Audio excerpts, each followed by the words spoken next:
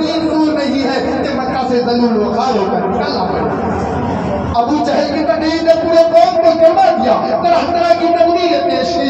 کئی دیر کے بعد ایک ہولناک تقریر پاس ہوئی کہ محمد اور ان کے ماننے والے کو بالکل باعث کر دیا جائے، ان سے لے دو دے خرید و فروخت سلام و کلام بالکل بند کر دیا جائے۔ چنانچہ ایک عہد نامہ لکھ کر خانہ کعبہ کی دیواروں پہ لٹکا دیا گیا۔ یہ پورے قوم کا فیصلہ تھا، اس کے خلاف نہ کسی کا اختیار نہ تھا، کسی کا مجال نہ تھی۔ مسلمانوں کو شب ابو طالب میں بند کر دیا گیا، راستے پہ پہرے بٹھا دیے گئے۔ مسلمانوں میں بچے بوڑھے جوان عورتیں سب کھانے کے سامان دھیرے دھیرے ختم ہو گیا، درختوں کے چھالے کھا کھا کر، کانٹے چبا چبا کر۔ تو پڑھ اپنے دین کا کرے، صرف ایک دین کے لیے پابندی احکام محض میں ہٹا دی گئی۔ مسلمان گھاٹی سے باہر آ گئے، کپڑے پھٹ گئے، آنکھیں پھنس گئی اور قدم لڑکھڑا رہے تھے۔ حضرات گرامی، قربان جاؤں مسلمانوں پر جس کی زبان پر کوئی شکایت نہ تھی، جس کی زبان پر کوئی شکایت نہ تھی۔ مسلمانوں کو خاصہ حالت دیکھ کر کفار کہا لگا رہے تھے، یعنی ہنس رہے تھے اور کہہ رہے تھے کہ اے مسلمانوں، کیوں تم اپنے آوا و اجداد کے دین چھوڑ کر ہلاک و برباد ہو رہے ہو؟ تم ابھی بھی محمد کے ساتھ چھوڑ دو اور تم پر سے سارے پابندیاں ہٹا لیں۔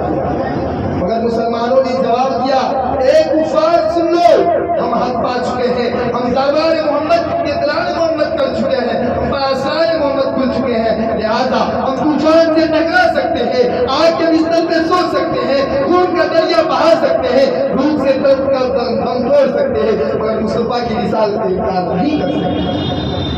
اس کی ابتدا اور آزمائش کے بعد پورے 3 سال مکمل ہونے والے ہیں۔ خوراکیں ختم ہو گئے، دعوتوں کے تھالے اور پردوں کو بھی ختم کر ڈالے، عورتوں کی آنکھیں دھس گئی، جوان بھول سے چکرانے لگے، پھول جیسا بچہ ماں کی گود میں تڑپنے لگے۔ اس وادی کا سب سے چھوٹا بچہ عقیل اچانک آنکھیں کھول کر اپنی امی سے کہتا ہے کہ ماں میں بھوک سے مر جاؤں گا، ورنہ اپنے ہاتھوں سے گلا دبا کر مجھے مار دے۔ ذرا سوچو تو صحیح، جو ماں 9 ماہ تک اپنے پیٹ میں رکھتی ہے، 2.5 سال تک دودھ پلاتی ہے، جب یہ بچے کی آواز سنتی ہے تو ماں کا ضبط کا بندھن ٹوٹ جاتا ہے، وہ آہستہ اپنا سر زمین پر پٹکنے لگتی ہے، سر کھل جاتا ہے اور لوگ اسے سنبھالتے ہیں، کہتے ہیں مجھے چھوڑ دو، مجھے چھوڑ دو، میں اپنے جگر سے پہلے بننا چاہتا ہوں۔ میرے ساتھیوں، ذرا سوچو تو صحیح، کیسی سنگین گھڑی تھی، کیسا بھیانک منظر تھا، مگر رسولوں کی باتوں سے منہ نہ موڑا، مگر رسولوں کو باتوں سے منہ نہ موڑا۔ آج ہم بھی تو رسولوں کی غلامی کا دعویٰ کرتے ہیں، آج ہم بھی تو مسلمان ہیں، آج ہمارا مذہب تو اسلام ہے۔ تو سن لیجیے، اگر ہم یہ نماز پڑھتے ہیں، روزہ رکھتے ہیں، زکات دیتے ہیں، حج ادا کرتے ہیں، زکات دیتے ہیں، تب تو واقعی ہم اپنے دعوے میں سچے ہیں، ورنہ ہمارا دعویٰ باطل پورے بیکار ہے۔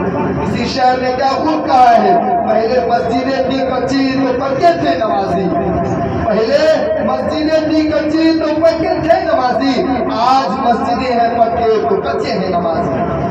بھلا بتلائیے، ہمارے رسول اللہ صلی اللہ علیہ وسلم اور صحابہ کرام نے کتنے مصیبت و عالم برداشت کیے، اور ان سنگین گھڑیوں کو کیوں نہیں کر برداشت کرتے؟ کیا وہ کمزور تھے؟ کیا وہ بےبس تھے؟ نہیں، ایسا ہرگز نہیں، وہ تو عرشوں و فرشوں کے، روحوں و قلم کے، شجروں و حجر کے، ارجوں و سما کے، جنوں و بشر کے، حور و ملک کے، خوش کر کے رسول ہادی بنتا ہے۔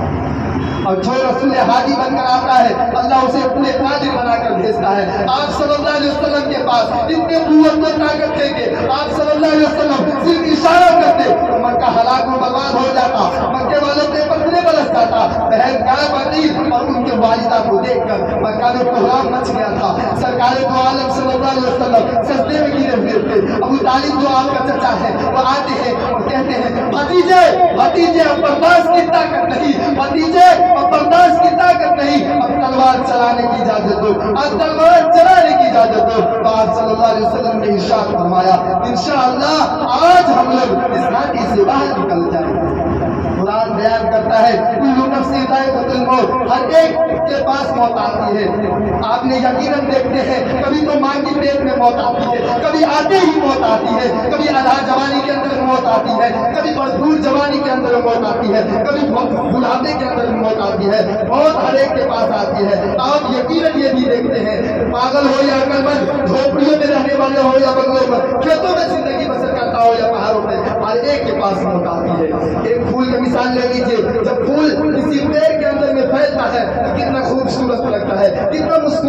लगता है जब फूल को तोड़ लिया जाता है तो फूल भी मुरझा जाती है, फूल भी सूख जाता है। इसी तरह हम और आप हैं, जब तक हमारी आँख दुनिया के अंदर में खुले हैं न जाने जहां तक हो सके देखते हैं, जब भी हमारी आँख बंद हो जाएगी ना तो हम भी एक टूटे हुए फूल की तरह नजर आएंगे, हम भी एक सूखे हुए फूल की तरह नजर आएंगे।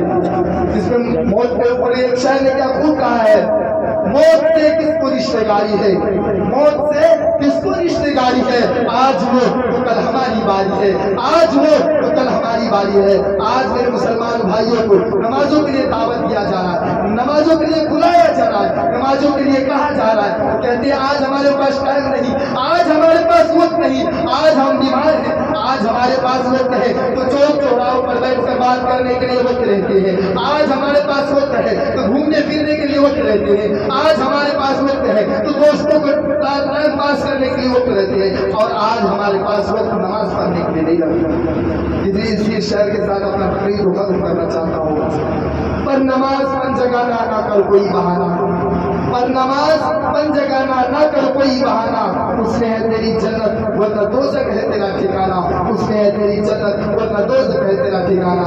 अल्लाह तबारक व तआला से दुआ करें उन तलबा को नमाज पढ़ने की तौफीक अता फरमाए, और जो भी बात कही गई है इस पर हमें और आपको अमल करने की तौफीक अता फरमाए। वमा तौफीक इल्ला बिल्लाह।